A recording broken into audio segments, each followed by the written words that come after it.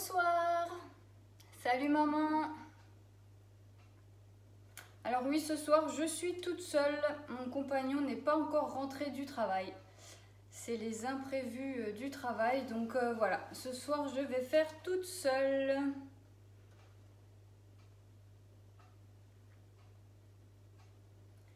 Je vais attendre un petit peu.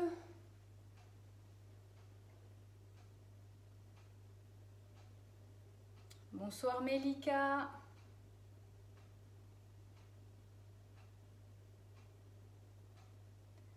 Ça se connecte doucement. Bon, c'est vrai qu'il fait beau aujourd'hui, alors peut-être aussi que les gens profitent du soleil et ils ont bien raison du coup de profiter du beau temps. J'espère qu'il fait beau aussi chez vous. Du coup, on va commencer. Salut Christelle. Donc, comme dit, ce soir, je suis toute seule.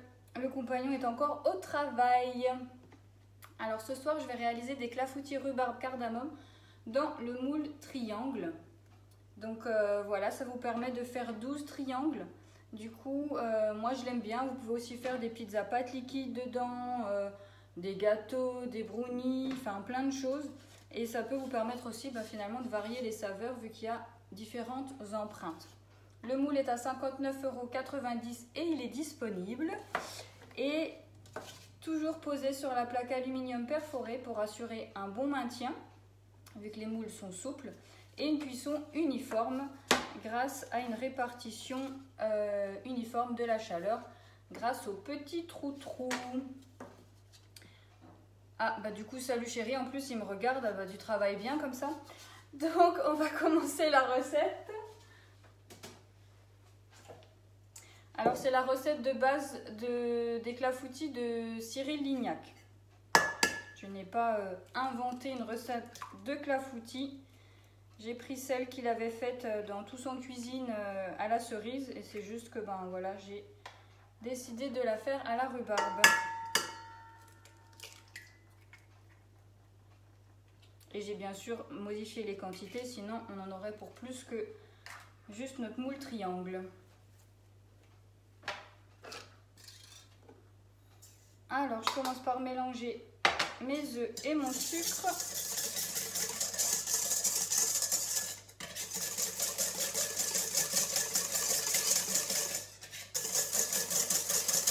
Bonsoir à ceux qui nous rejoignent.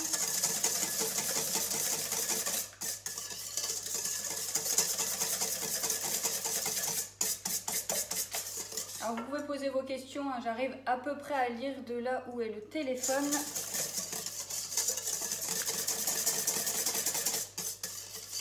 Et si jamais, j'y répondrai après du coup.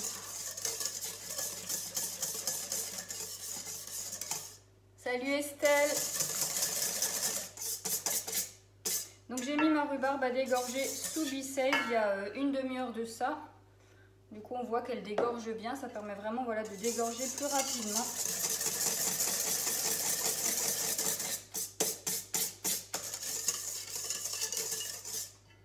Voilà, je vais rajouter du coup une partie de mon lait.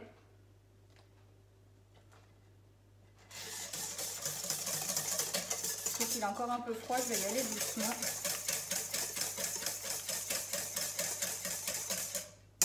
Voilà.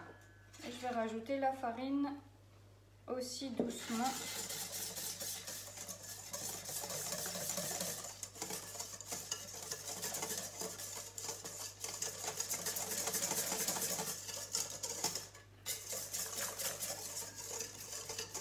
Alors du coup, j'entends le garage, mon chéri est en train de rentrer. Du coup, je voulais vous parler. Oui, alors demain après-midi à 14h30, il y a un webinaire métier organisé par Guy Demarle. Donc si vous voulez en savoir plus sur la super activité de conseillère Guy Demarle, je vous invite vraiment à vous inscrire et même si vous ne pouvez pas être disponible demain à 14h30, vous aurez du coup accès au replay.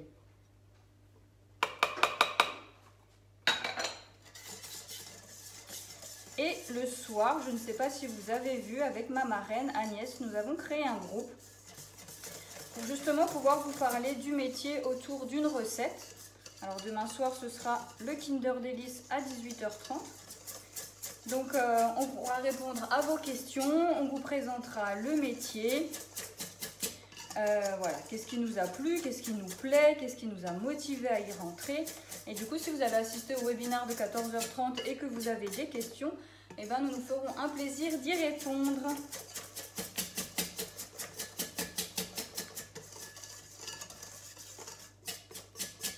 Et si vous avez des questions même sur autre chose que la recette, n'hésitez pas.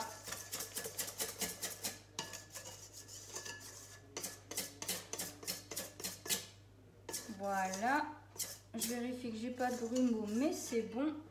Et du coup, je rajoute le reste de mon lait.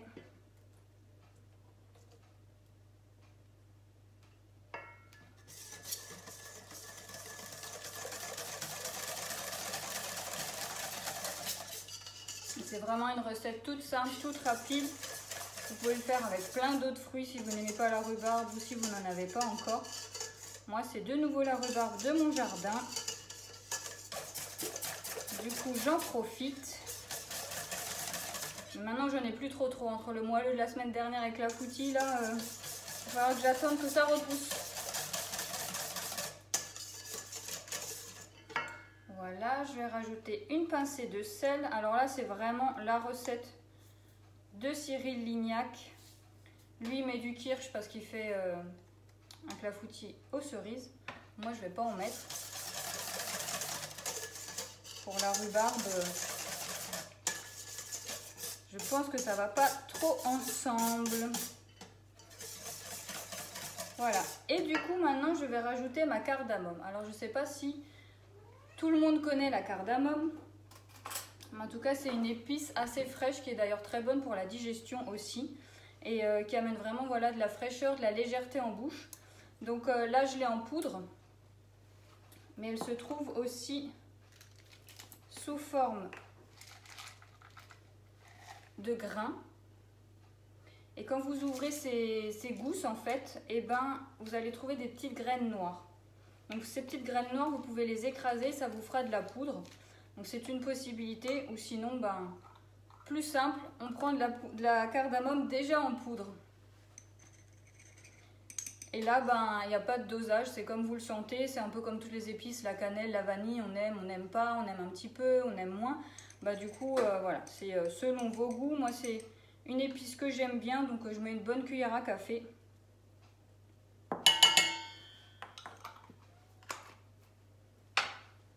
Mon chéri est rentré.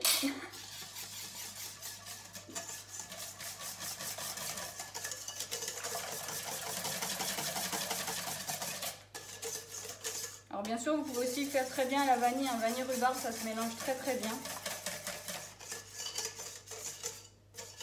Mais moi, j'avais envie de le faire à la cardamome. C'est vrai que c'est une épice qu'on n'utilise pas forcément souvent. Il y a une super recette aussi de crème brûlée à la cardamome qui est juste super bonne.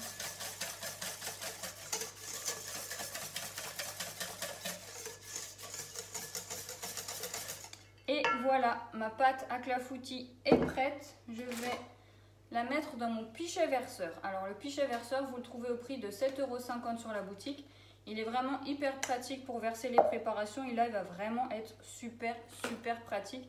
Vu qu'on a une préparation très liquide, eh ben, on va pouvoir répartir ça dans les triangles de manière beaucoup plus rapide.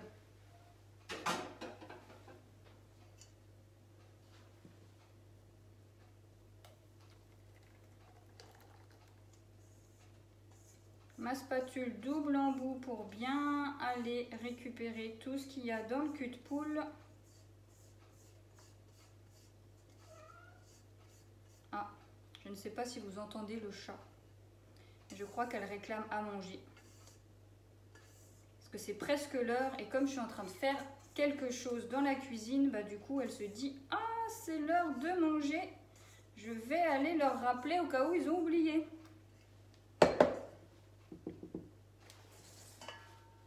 Voilà, je laisse ça de côté. Et donc, ma rhubarbe sous Be-Save, je l'ouvre, voilà, je vais l'égoutter. Oui, elle a vraiment bien dégorgé. Donc, j'ai coupé des petits tronçons parce que les triangles, c'est quand même des petites formes. Donc, si on coupe des trop gros bouts, ça aura du mal à se répartir.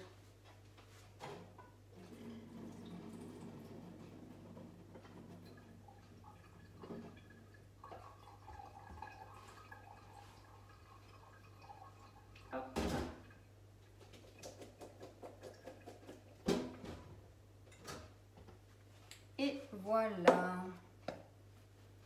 Je vais reprendre mon moule et on va répartir. Là, je pense que vous l'avez entendu. Et on va répartir du coup la rhubarbe. Je vais la remettre dedans. Ce sera plus simple pour moi.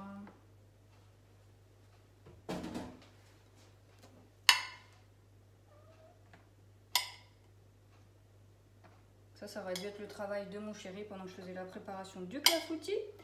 Mais du coup, c'est la mienne.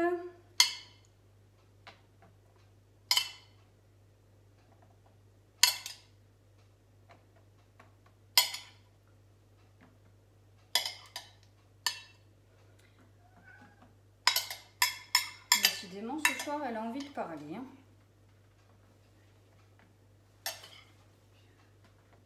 Alors, je ne sais pas si vous avez déjà testé le clafoutis à la rhubarbe ou pas, si vous en avez déjà fait ou pas du tout. Moi, j'avoue que traditionnellement, je le faisais à la cerise. Hein. Je fais quelquefois à l'abricot aussi. Mais cette année, j'avais envie de tester à la rhubarbe et franchement, c'est super bon. Enfin, si vous aimez la rhubarbe, bien sûr.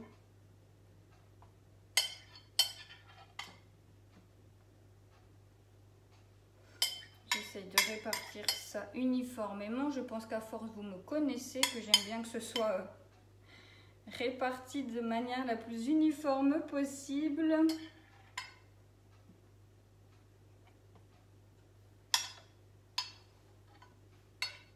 Voilà.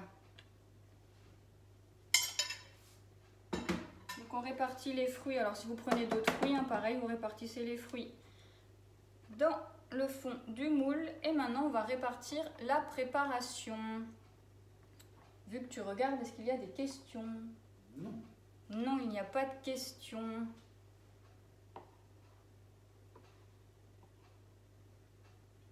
Et donc voilà, vous allez voir, super pratique le pichet verseur pour remplir sans en mettre partout. Beaucoup plus rapide que de le faire avec une cuillère à souper le cul de poule ou même directement le cul de poule.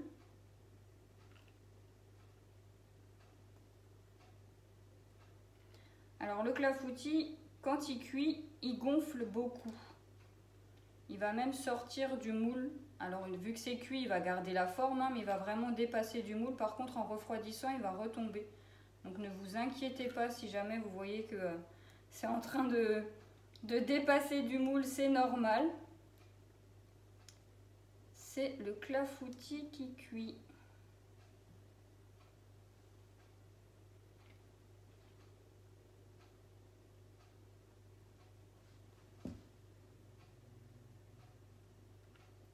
Vous voyez, vraiment très pratique le pichet verseur. Je peux en rajouter là où je vois qu'il y en a le moins.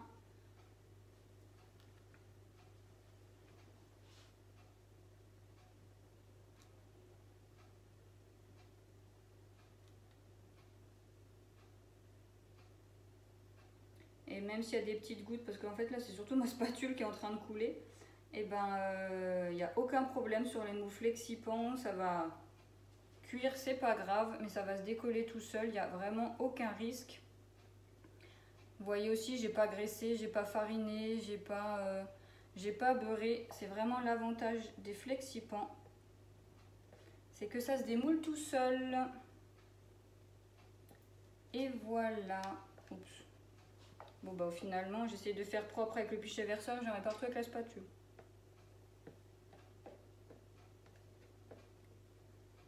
Voilà.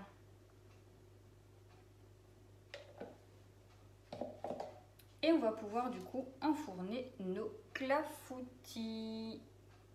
Donc four à 180 degrés, 20 à 25 minutes comme dit, en surveillant. Parce que ça va dépendre des fours. Là, il y a vraiment une trop grosse différence. Ça va dépendre des fours, donc oui, 20 à 25 minutes, vraiment, voilà. Surveillez bien la cuisson. Et j'enfourne.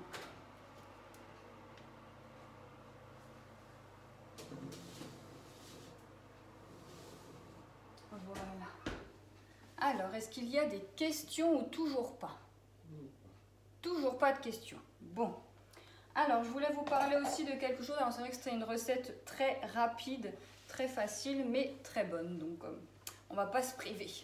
Vous avez peut-être vu qu'en ce moment, il y a la possibilité de se faire plaisir en 10 fois sans frais. Donc, pour s'offrir le B-Save ou le iCooking ou les deux, pourquoi pas, soyons fous. Donc voilà, le 10 fois sans frais, c'est jusqu'au 30 juin que c'est possible. Du coup, n'hésitez pas à me contacter, voilà, pour vous faire plaisir ou pour faire un cadeau, pourquoi pas. Hein, c'est la fête des mères bientôt, on approche doucement, donc vous pouvez aussi vous faire plaisir à quelqu'un. Et avec le iCooking jusqu'au 31 mai, si vous achetez un iCooking, vous avez la plancha offerte. J'avais fait une petite vidéo, on s'en est servi il n'y a pas très longtemps pour faire un semblant de barbecue. Du coup, elle était vraiment bien pratique parce qu'elle est grande, on a pu faire cuire tout en même temps, donc il n'y avait pas besoin d'attendre. Donc voilà, je vais vite vous présenter du coup le B-Save, surtout qu'aujourd'hui j'ai nettoyé une salade verte, donc du coup je vais mettre ma salade verte sous B-Save. Donc là j'ai le grand récipient, alors bien sûr je n'ai pas toute ma salade verte dans ce récipient, j'en ai deux du coup. Hop, je vais le brancher. Donc voilà, le B-Save permet vraiment de conserver les aliments plus longtemps. La salade verte, là, on en a pour 3 semaines. Parce qu'elle est déjà aussi très fraîche à la base. Hein. C'est sûr que si vous mettez sous B-Save quelque chose qui est déjà un petit peu limite, le B-Save ne va pas le régénérer. Ça, c'est pas non plus un appareil miraculeux pour ça. Mais par contre, pour des choses voilà, qui sont vraiment très fraîches, ça va vous les garder longtemps. Et la salade verte, vraiment, comme dit, 3 semaines. Donc, bon, bah, on commence tout de suite.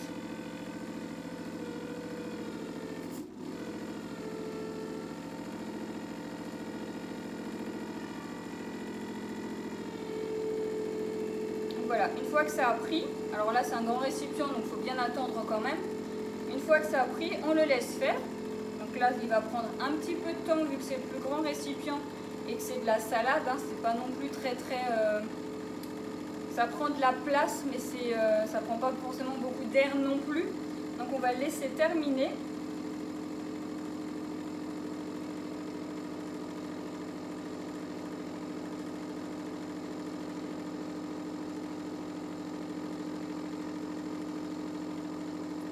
Vraiment du temps, j'ai pas forcément beaucoup de salade dedans non plus, mais en tout cas voilà, il permet aussi de conserver les restes de plat. Voilà, quand c'est fini, il revient tout seul à sa place. Et du coup maintenant voilà, mon couvercle est fermé, ma salade est sous vide et je vais pouvoir la garder 3 semaines. Même si je dois réouvrir, remettre sous vide, réouvrir, remettre sous vide, si on le fait tout de suite, qu'on laisse pas la salade 3 heures au chaud et ouverte, il n'y a vraiment aucun souci.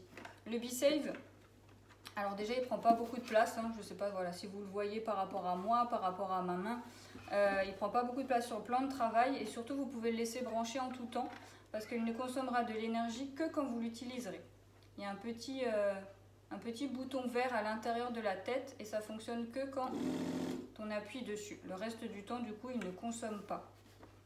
Donc il est écologique et économique.